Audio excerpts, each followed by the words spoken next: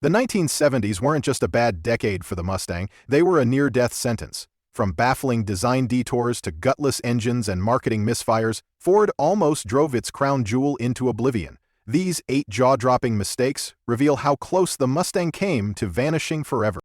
Top 1 1978 Mustang II King Cobra. It was the last roar before the silence. By 1978, the Mustang name had been softened, downsized, and dressed for the disco era. But in a final act of defiance, Ford unleashed a factory special so brash it practically spat in the face of the smog-choked malaise years, the King Cobra. On paper, the Mustang II platform was never meant for quarter-mile glory. It rode on Pinto bones, prioritized fuel economy, and was wrapped in compact proportions. Yet the King Cobra took that humble base and gave it a swagger no one saw coming. Painted in eye-shearing shades like bright chamois glow or tangerine, it wore a massive hood snake decal that could intimidate even parked. The front air dam, rear spoiler, fender flares, and blackout grille made it look ready to brawl. Inside, the car mixed economy and flash vinyl sport buckets, color-keyed trim, and rally gauges that hinted at performance without promising too much. Under the hood lurked the 302 cubic inch V8. Officially rated at just 139 horsepower thanks to emission strangulation, it was no drag strip record breaker in stock trim, but here's the catch. Strip away the smog hardware, drop in period upgrades like a Holley 4-barrel carb, headers, and a freer exhaust, and this disco Mustang could surprise challengers with quarter-mile times in the high 14s. That's territory once reserved for the golden age muscle machines of the late 60s. Ford built 4,971 King Cobras for 1978, the only year it existed. While most were dismissed as tape and spoiler cars back then, survivors today are sought-after time capsules of an era when style was half the battle. Collectors now pay premiums for clean, original examples, especially in bold colors with matching interiors. The King Cobra's biggest win? It kept the Mustang name in performance conversations during one of the bleakest performance decades in American automotive history. But Ford wasn't the only one sneaking unexpected speed into the late 70s. Just 1 year earlier, Pontiac had crafted a Trans Am that, on paper, looked like nothing special until it started dusting bigger names at the strip. Top 219.72 Mustang Mach 1. 1972 was supposed to be the year the Mustang roared into a new decade. Instead, it found itself trapped in the tightening jaws of emissions laws, insurance crackdowns, and the end of the muscle car free-for-all. Yet the Mach 1 still stood as Ford's last attempt to keep the street racer spirit alive, long before the Mustang name was watered down for the Mustang II era. Visually, the 72 Mach 1 kept its long hood, short deck, fastback shape, but with a slightly softer nose to meet federal safety rules. Blacked-out honeycomb grille, dual sport mirrors, and the optional NASA-style hood scoops signaled its performance intentions. Buyers could still order bold two-tone striping and high-impact colors like grabber blue or bright red. Inside, it offered knitted vinyl seats, wood grain trim, and rally instrumentation more plush than the stripped-down Boss cars, but still driver-focused. Here's the surprising part. The hottest engine available for most of 72 wasn't the fire-breathing Boss 351 or 429 Cobra Jet of years past, it was the Q-Code 351 Cobra Jet V8 with 266 net horsepower. Federal emissions standards had gutted the big block options, making the 351 CJ the performance leader. But with 355 pound-feet of torque and a close ratio 4 speed, it could still hustle down the quarter mile in the mid-14-second range, respectable for the era. Production for the 1972 Mustang Mach 1 totaled 27,675 units, making it far more common than the limited-run Boss or Cobra Jet specials of earlier years. Yet this very accessibility means plenty survived, and footage of them, whether stock or slightly warmed up, is easy to find today. The 72 Mach 1 marked the end of the high-compression muscle Mustang, bridging the gap between the late 60s screamers and the smog-strangled Mustang II. Its combination of fastback styling, still potent small block power, and comfortable interior has made it a nostalgic favorite among collectors who want a usable classic. But if the 72 Mach 1 was Ford's last broad-market performance fastback, what came next in the lineup would take the Mustang in an entirely different direction, shrinking its size, softening its edges, yet carrying a name that still promised bite. And that new chapter began with the most controversial Mustang of the late 70s. Top 3. 1979 Mustang Cobra Turbo. By 1979, the Mustang was facing an identity crisis. The oil embargo had gutted the muscle car market, emissions laws had strangled horsepower, and Ford's once feared pony car was in danger of becoming irrelevant. But then came the Cobra Turbo, an attempt to fuse European-style efficiency with American swagger. The '79 Cobra Turbo was built on the all-new Fox body platform, lighter, sharper, and more aerodynamic than the bloated Mustang II's before it. Gone were the heavy chrome bumpers and awkward proportions. In came flush-fitting glass, raked body lines, and aggressive striping. The Cobra package was all about visual drama: a deep chin spoiler, blacked-out trim, a hood decal that screamed performance, and Cobra lettering along the rocker panels. Inside, it got sportier bucket seats, a three-spoke steering wheel, and a driver-oriented gauge cluster, a clear signal Ford was aiming for a more modern driving feel. But the headline wasn't a big block or even a V8. It was a turbocharged 2.3-liter four-cylinder. Rated at 131 horsepower, the engine promised European-style efficiency with a dash of boost. It wasn't quarter-mile royalty, but it was a fascinating pivot for the Mustang nameplate, arriving right as turbocharging was becoming a buzzword in both performance and economy cars. Production was limited to just 17,579 units, making it a rare sight today, especially in original condition with its distinctive Cobra graphics intact. On paper, 131 horsepower wouldn't scare a '60s muscle car, but the lightweight Fox body chassis, tighter suspension, and boosted torque made it surprisingly nimble.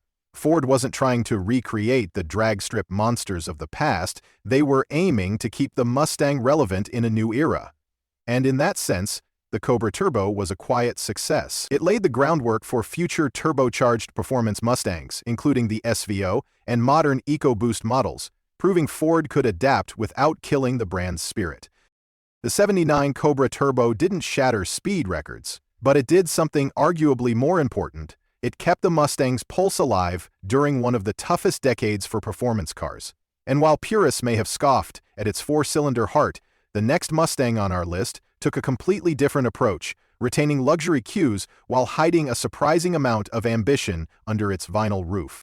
Top 4 1975 Mustang II Ghia. Forget the muscle flex.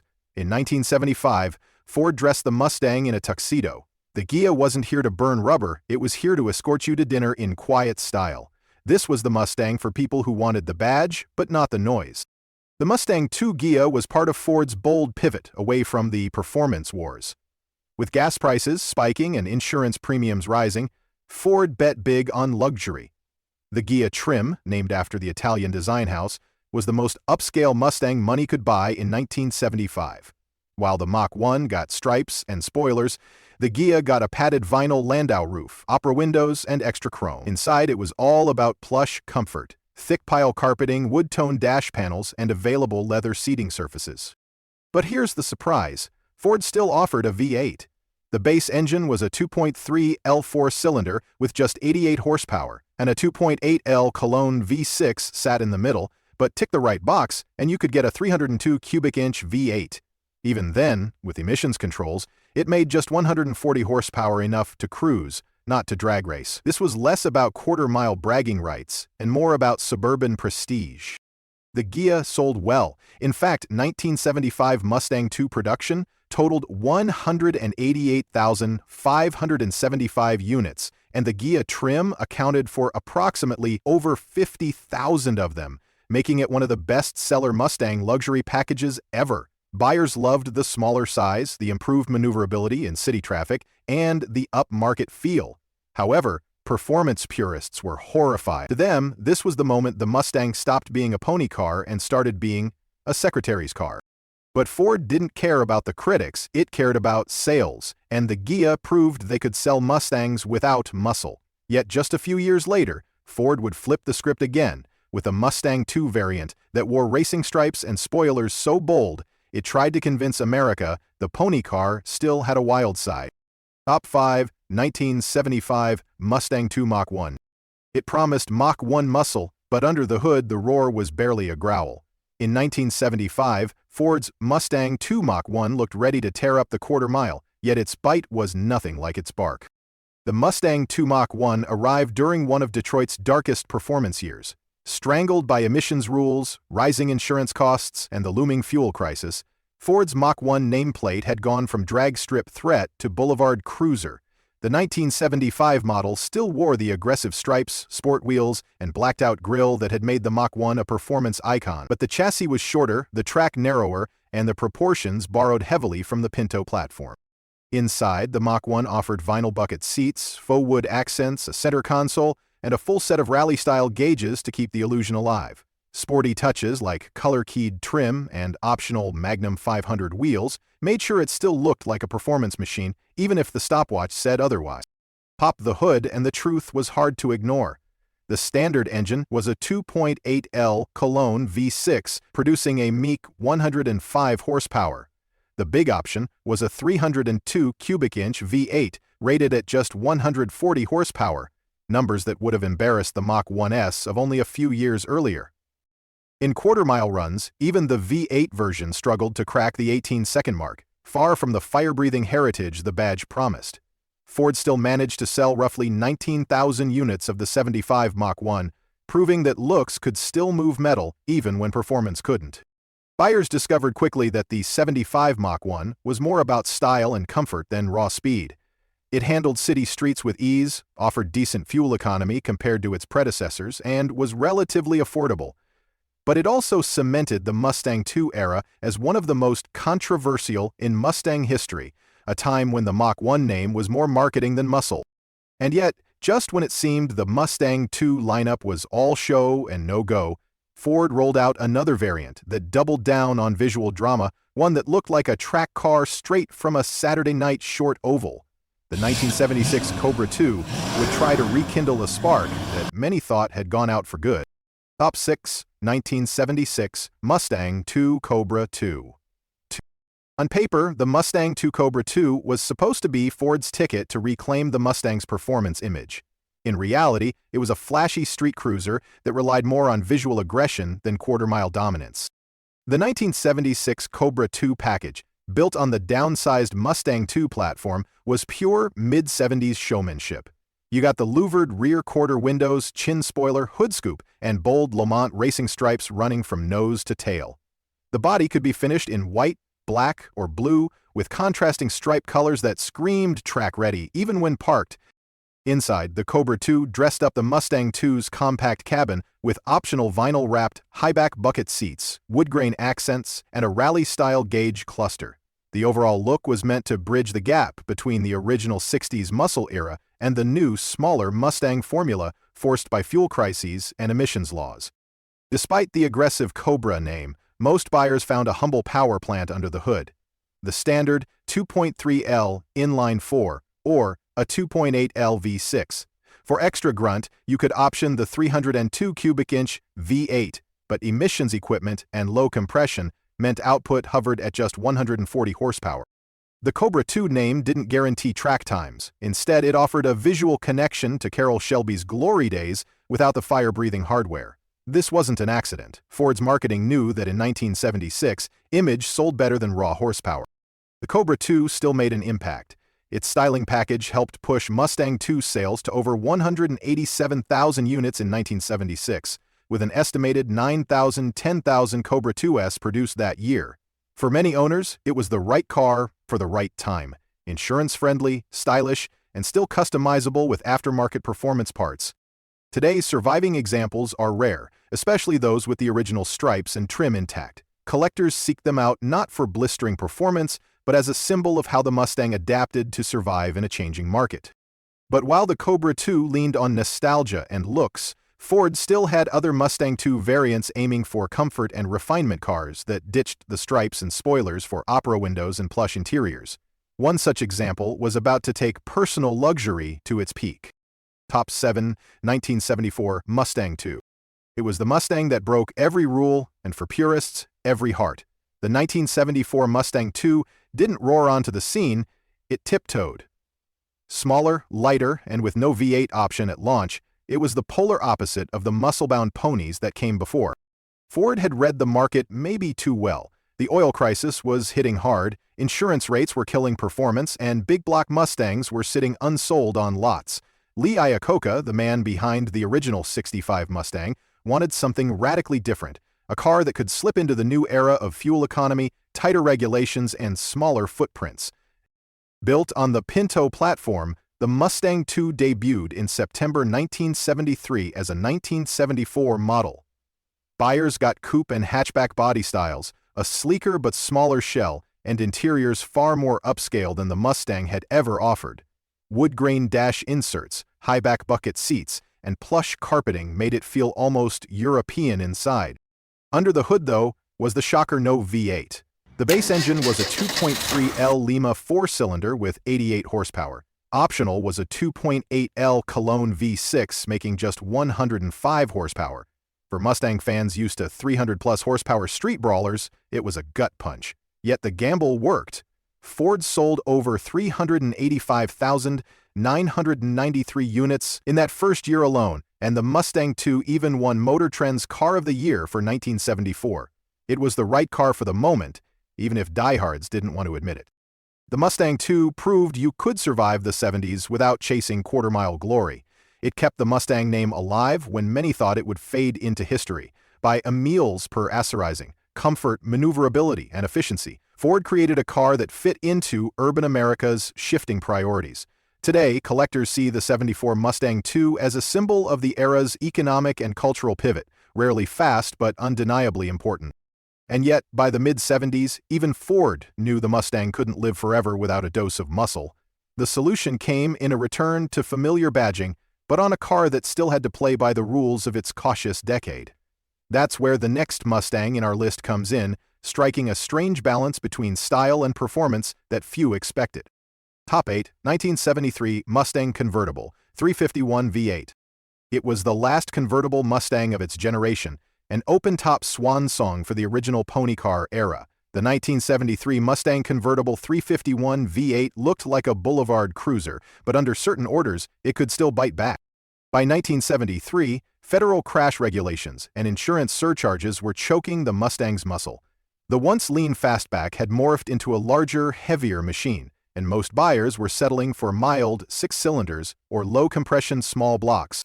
But for the stubborn few who still wanted performance, Ford quietly offered the 351 cubic inch V8 in both 2-barrel and 4-barrel form. Rated at 177 horsepower for the base 351 C2 V or 266 horsepower for the higher compression 351 C4 V, these engines weren't as wild as earlier big blocks, but they could still move the heavy convertible with authority. Inside, the 1973 convertible carried over much of the Mach 1's styling cues, when optioned right deep dish gauges, wood grain trim, high back bucket seats, and a floor mount shifter. Outside, the car wore a new front bumper to meet 5 miles per hour crash rules, making it longer than before. Chrome-rimmed headlamps, a wide grille, and optional sport mirrors gave it a low, purposeful look. Buyers could still tick boxes for Magnum 500 wheels, stripes, and dual exhausts, keeping a hint of the performance image alive. Here's the catch. Only 11,853 Mustang convertibles were built in 1973, and far fewer left the factory with the 351 V8. Many were ordered as comfortable cruisers, meaning a 351 C4 V drop-top with performance gearing is a rare find today. Even more unusual, some came with the 4-speed manual, giving owners a last taste of open-air Mustang muscle before the oil crisis reshaped the industry. On the road, the 351-powered convertible could still do 0 to 60 in around 7.8 seconds, with the 4-barrel engine respectable for 1973 standards and quick enough to surprise drivers of newer, smog-strangled rivals. But its true charm was the combination of power and top-down cruising. With the roof folded, the long hood, throaty exhaust, and Cleveland V8 underfoot, it embodied the last gasp of carefree American motoring before downsizing and emissions controls changed the game. The '73 Mustang Convertible 351 V8 was proof that even in a tightening market, Ford could still sneak some muscle into a package the regulators thought was harmless. But just 1 year later, the Mustang II would rewrite the playbook entirely, shrinking in size, changing its priorities, and setting the stage for a new kind of Cobra. The 1970 tested the Mustang like never before. Once the symbol of American performance, it stumbled through a minefield of poor decisions, shrinking power, and awkward redesigns that alienated loyal fans. Yet, buried in the wreckage were lessons that would fuel its eventual revival. Ford had to rediscover the raw spirit, performance focus, and emotional punch that built the Mustang legend in the first place. These 8 colossal blunders stand as warnings in automotive history, proof that even icons can teeter on the edge of extinction, because in the car world, one bad decade can erase decades of glory.